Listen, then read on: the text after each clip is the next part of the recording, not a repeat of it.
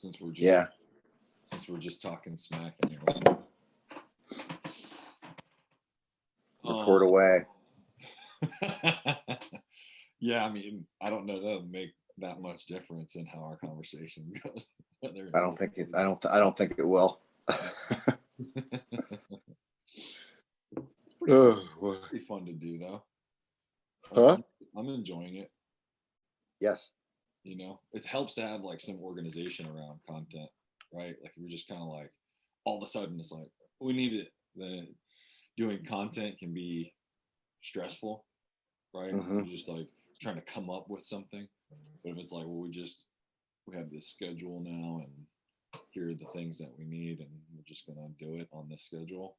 It's like allows you to relax enough that you can actually engage in, like whether it's our conversation or video or whatever. At least it's been helpful for me lately having more of a schedule around it. Yeah. I mean, I enjoy it. Content can be very stressful, especially when you have to come up with stuff, but you know this stuff, and then you're like, well, how do I talk about this differently or better? Yeah, make it more so that people can understand it, so that half the people aren't looking at me like I'm some crazy person. I think which I still am, but yeah, exactly. I think if too many people stopped looking at you like the crazy person, you would feel uncomfortable. Yeah, somebody sent me, or I think Fergus sent me this Chappelle thing. It was a quote. Being awake isn't cool. It means you have to dumb down 98% of your conversations every day so you don't look like a lunatic. I don't know that applies to our conversation necessarily, but it's hard understanding. It's just crazy understanding what we do about what we do. Mm-hmm. And then but then having to realize 99.999% of people have never even wanted to explore or looked at this like that. So it's like having to start from a place where people can actually want to grasp it or want to listen to it or listen to you. Yeah. But you know what I mean? It's important because, it's like I used Fergus Connolly's quote last night at that presentation I did. But it's like, you can't control what you don't understand, even if you could control it in the first place. So how do I get you to want to care and take responsibility for you? Like, well, and that's kind of like the that study that you put up the other day, that Militic, you reposted Militic. Yeah. Kids who learn self-control end up being more well-adjusted at midlife. Yeah, right? And you were like, duh. Yeah, I was, because anybody who's been not just like around children or being a parent, but like, let's say you had a friend growing up, right? Yep. And you're like, that kid was allowed to do whatever they want. There wasn't a high level of accountability. And then, at least for me, we had a very high level of accountability in my household. And it's funny, it wasn't like strict, like I wasn't punished a lot, but I was just held accountable. So like if I did something or said something, it was brought to my attention. Like I couldn't slide on my behavior. Excuses were not made for me. And so what I would notice, like my peers, and not to say that like, oh, I'm the most well-adjusted guy, like I got more problems for show. But you can definitely see that happen. And I can see it like in my daughter and her peers, and how they deal with, not like deal with their problems, like, oh, she has no issue when things get hard, but it's like what their perspective is on the journey of dealing with problems at all, right? It's kind of, it just brings an interesting attitude around problem solving. You know what I mean? Like failure and problem solving and hitting bumps in the road, and then ultimately like wondering who's responsible for dealing with these, and whether or not Like, is it somebody over there who did something to me and it's their fault? Or like, what do I do to help change how I feel as a result of this situation? Yeah. I got a very irritated dog. Yeah, because you're in a new environment. Yeah, and Tyler's dog is on her bed. So there's an alpha deal going on right now. Did you have to get in between them? No. It's not like that. They won't brawl like that. It's just like,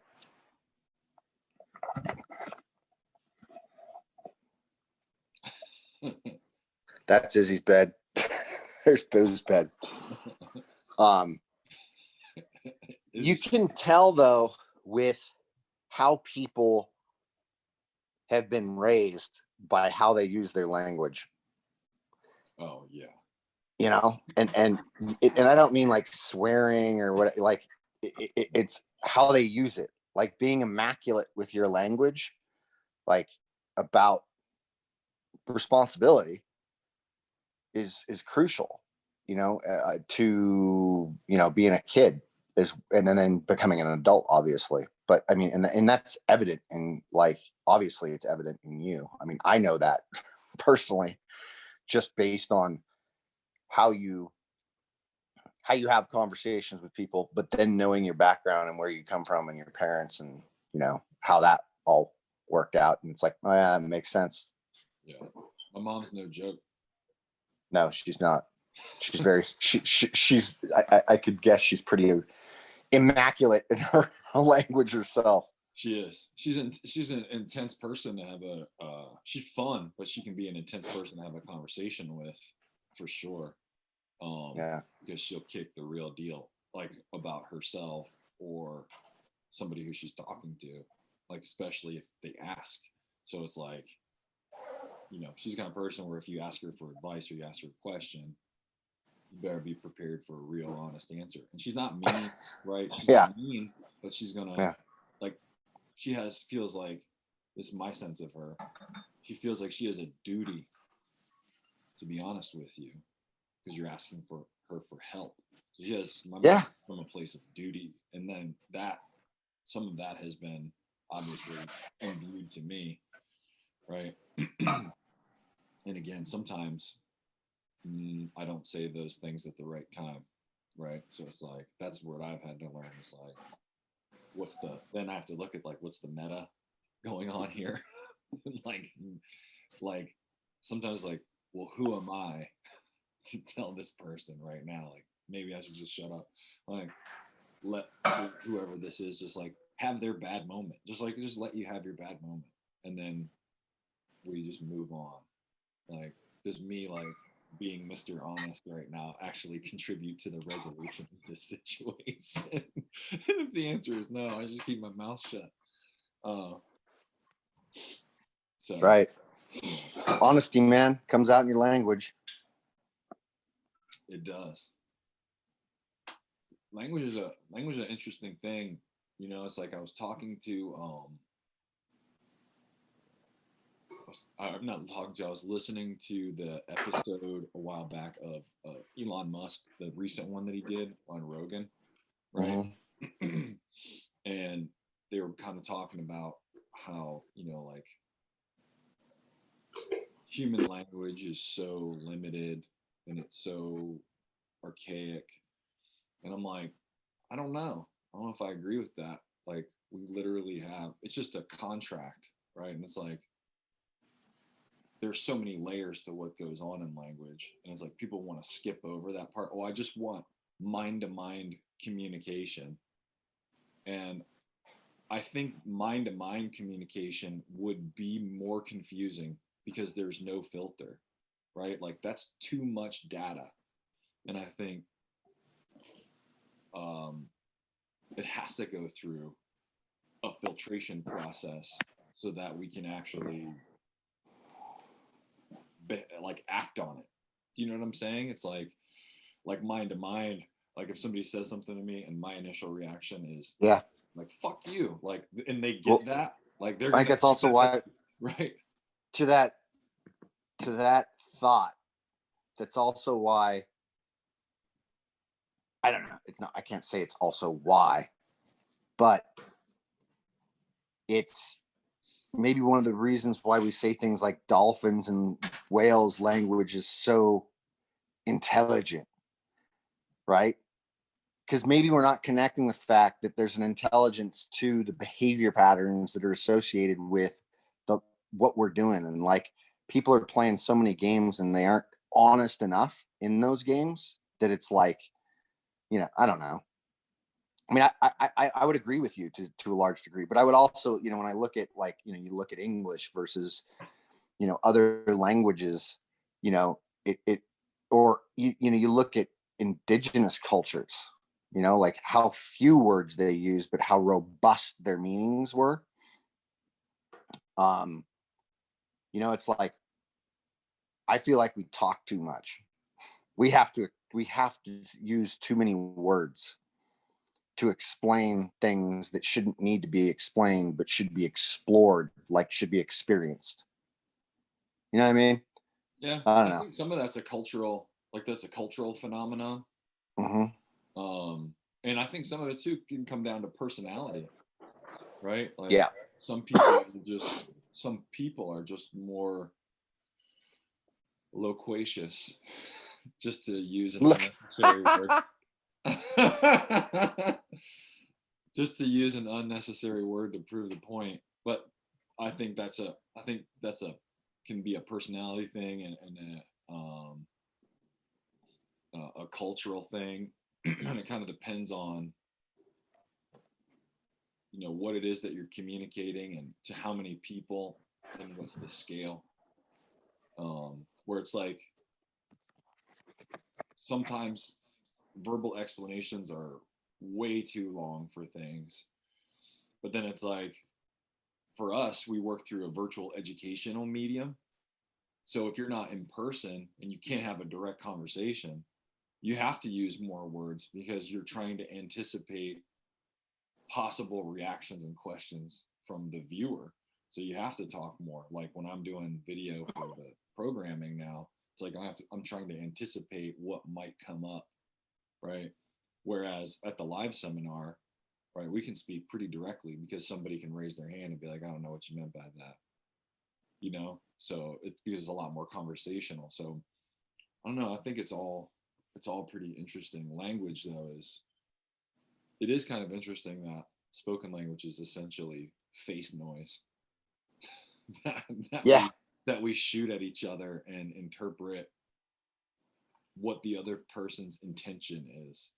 And for the most part, most of us are pretty accurate at reading what somebody else's face noise means, right? Like we're pretty good at reading face noise, and facial expression and body language.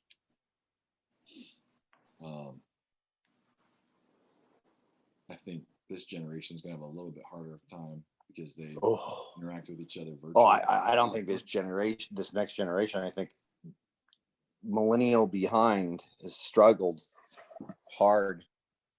Yeah. To understand a lot of these things. There was a kid last night that came on because it was a pretty interactive seminar that Cody and I did with this Black Labs JP last night. Mm-hmm. So there was like breakout groups and stuff, but he was asking questions of people and they were coming on and people were talking about him and he asked for the younger crowd to pop in and some college kid popped on. And he was just talking about how difficult it is for them to grasp the exact things we're talking about right now. Him as a college student, but then he talked about his sister who's a sophomore in high school. And he's like, she struggles so hard. And it's evident mostly in how she can't get off of her phone and like TikTok. Like just can't get off of it, has to be on it, has to be doing it, like has to, be engaging in it. And it's like, he was getting to the point that they're not getting these interactions that are going on. And then with everything going on with the pandemic, right now we're not, we've got almost a year behind us where people aren't socially interacting in a manner that we were used to interacting for quite some time. Yeah. Lifetimes. Well, and I think a lot of places are just doing it anyway. Like the human drive to interact is so strong that people will ignore the threat of death, legal ramifications, Yeah. in order to be near people that whose company they value. Right? Yeah. Like, well, and I mean, Well, because they know it's a death sentence the other way, man. Yeah, it's all consequences, and not to get too far down that pandemic rabbit hole, but I think some of it is incompetence on the part of leadership, and then some of it also is like there's no playbook. Like people don't know, they're not sure what to do. Everybody's scared because it's something that happened. Well, I can agree with that. I mean, I don't know what to do, but I do know that I've got the right to go outside if I want, just as I have the right to go order 6 Big Macs or drink a liter of fucking cola. Things that we knowingly are aware of that are killing us. No question. Cigarettes. Oregon is going to be like the ultimate testing ground, right? Because they legalize everything, right? Didn't Oregon legalize all drugs? Yes. Yeah, so we'll know in like 10 years. Decriminalized, yeah. Yeah, we'll know in 10 years how that plays out, right? Like exactly. Yeah, if you let people do whatever they want, they put whatever they want into their bodies. Nobody has anything to say about it. What happens? And it might be like, well, everybody figured out heroin's still bad, but what's the cost? We just don't know yet, right? We don't know. Everybody thought Colorado was going to go to shit when marijuana got legalized, but it turned out everybody just ate potato chips and made a bunch of cash. A lot of cash. And their educational system was a recipient of that from the tax. It's pretty boss. That's a pretty California, on the other hand, I mean, I guess, I don't know that they actually utilize that as well. Like, the funny thing, the documentaries that I've watched on this, and even in Colorado, they've made it so hard for people to actually start those businesses, though, because like nobody will give them a loan. You have to come in cash, rich. It's still illegal on the federal level. Yeah. Right? Yeah, so, exactly. Yeah.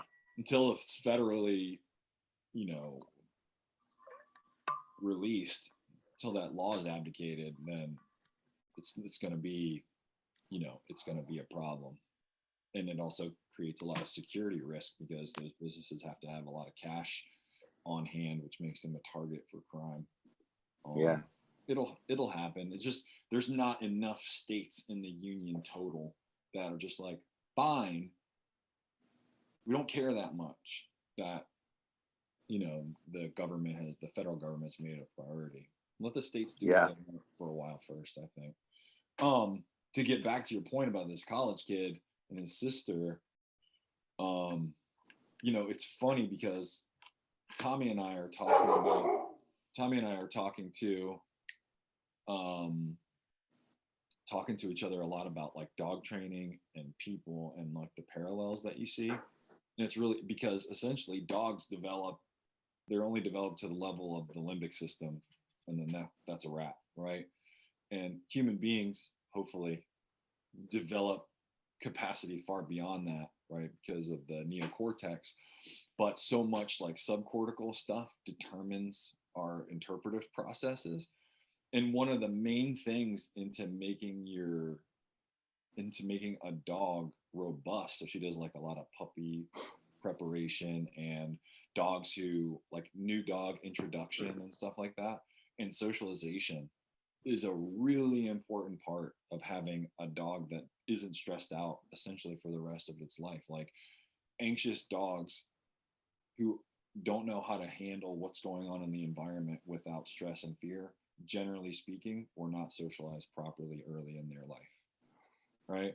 And it's what's really interesting. We're talking about how the lack of socialization makes those animals a lot more fragile, psychologically. And we were watching Discovery Wild the other night about African painted dogs, right? Mm. And the mother had a litter of pups, and literally these things were like, still like limping around. She was like, out of the burrow, like, let's go walk around. And they're vulnerable, but she's like, you got to get out here, smell stuff, know what's going on. Here's the pack. Over there is dangerous. And like, I can't remember what it was, but like, oh, it was some honey badgers came over. And we're like, oh, some babies. Let's try to eat these things. And so the babies had to figure out like, oh, we got to get back over here. And it's like, first time out of the nest, dodging danger, dodging death, And it's like, they have to know that those are components of the environment. And then so she gave them a taste, bring them back to safety. Give them a taste, bring them back to safety, and introduce them properly into the environment that they're actually going to live in, and not a virtual fantasy environment that's constructed by a business. And I think that started with people letting TV raise their kids. Like, so as soon as TV was really available and people would sit down their kid in front of TV, not thinking that the programming was generated by a business specifically in order to keep the viewer viewing. Like, that's their only goal, keep you watching. And that's fine. I'm not hating on it. I'm like, hey, that's your business model. Like, keep me watching. But but if nobody ever inserts the programming, like, hey, you have to break away from that because they don't really care about you. And it's Yep. it's not their job. Like, Instagram's not my mom. Like, put this shit away. Right. Yeah. And so, it was a conversation I had with my daughter, a while back. I was like, hey, look, businesses don't care about you, and it's not their job to. It's like, it's your job to care about you. And as long as you know that the business's job is to try to get you to buy their product and then keep buying it, and that, then you can go, well, I just don't want that anymore. Now you're a conscious participant in the interaction, not like, oh, the business is evil and nefarious, and there's some guy in a throne twisting his curly mustache trying to take everything you ever earned. Yeah, because Ronald McDonald wants you to be obese and die. No, they have a business model, right? They have a business model. Yeah. Yeah, it's up to you. Hamburgers, bro. Yeah. Just like, I'm not hating on McDonald's. It's funny, is Cody and I had a conversation yesterday about dogs, mainly pets, but dogs, and said, people are like their owners, right? And it's like, well, pets' autonomic responses are like their owners. They're learning their nervous system responses to a lot of these things, right? Like how they're interacting, how they're following, and then the animals are picking up on this stuff because that's what they're forced into. There is no break from it. This is their social interaction, right? And so your reactions just pass through everything, and I guess this would go for kids too. You're in that environment. This is what your default becomes. And if you don't interact that, if you don't intercept that behavior and say like, hey, that's the checkout, that's where you're checking out, this is where you're checking in, like you need to be able to differentiate between that being la la land and not real, or you can't have 20 burger. You cannot eat at McDonald's every day of the week. You can go have a burger a couple times a week, but that's not where you're gonna you can go have a fucking Coke, but you can't drink soda all day, every day. The consequences. Exactly. That's the thing. They'll keep selling you, and that TV will lure you in. Sure. And I mean, here's the flip side of it, right? There's employees that they're trying to look after. Right? There's employees in there. And I'm not saying no business has ever done anything nefarious. Of course, some businesses have, but you still have to ultimately buy their stuff in order for them to continue with their nefarious behavior. Like, you can say, no, I don't want to do that. Right? Yeah, it's interesting, man. There's mirrors everywhere. There are mirrors everywhere. And I think, having animals around is a really good one, because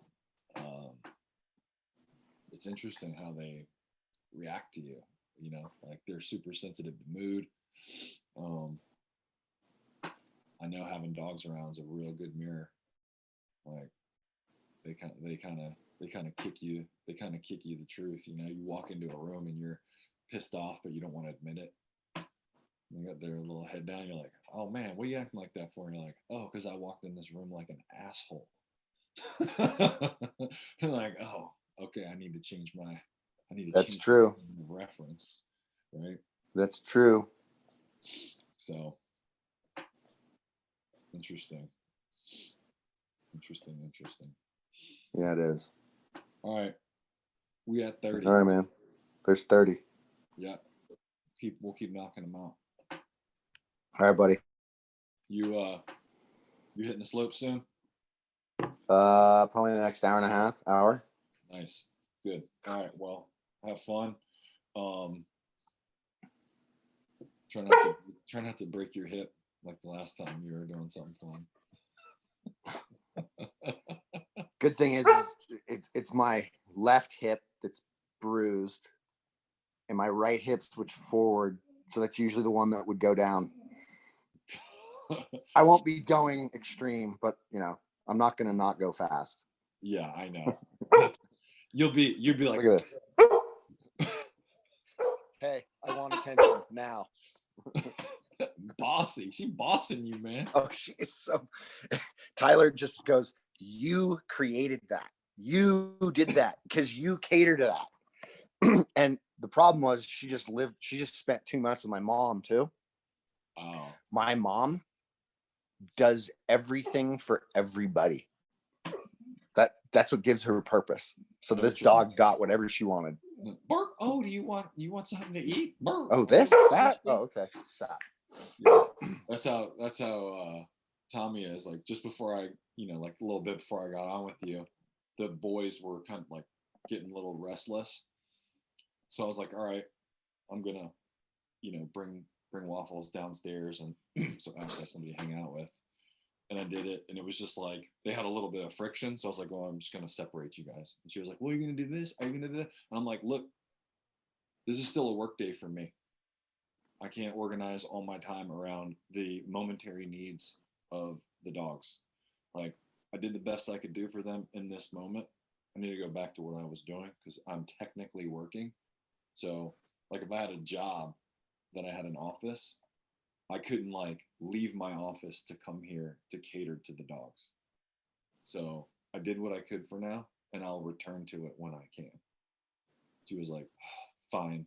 I was like, "You're more than welcome to change the situation in the way that you see is fit, but yeah, I can't do it right now." Yeah. Crazy. Get it. Cool. All right, brother. All right, man. I'll talk to you There later. we go again. All right. All right, bye. Bye.